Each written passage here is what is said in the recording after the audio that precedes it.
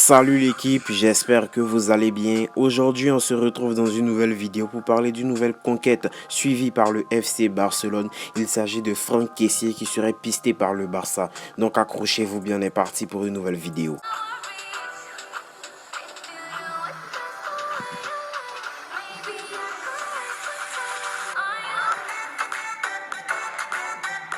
Mais l'équipe, avant de commencer cette vidéo, si tu es nouveau sur la chaîne et que tu viens de me découvrir par l'intermédiaire de cette vidéo, il ne faudrait surtout pas oublier de t'abonner, d'activer la cloche de notification, encore plus si tu es un supporter du FC Barcelone et de me laisser ton plus gros pouce bleu. Allez, c'est parti. Alors, pour tous ceux qui ne connaissent pas Franck Kessié, même si je sais que mes frères ivoiriens vont le reconnaître, c'est un jeune international ivoirien qui évolue actuellement du côté de la Série A à l'AC Milan, qui est devenu l'un des cadres de cette équipe de l'AC Milan, voire l'un des maîtres à jouer au milieu de terrain. C'est un milieu de terrain qui sait diriger les troupes en plus, qui est très physique et en plus de cela très technique. Le FC Barcelone veut maintenir sa politique de recrutement low cost dans les prochaines années et l'un des principaux objectifs serait Franck Kessié qui se trouve en fin de contrat avec l'AC Milan.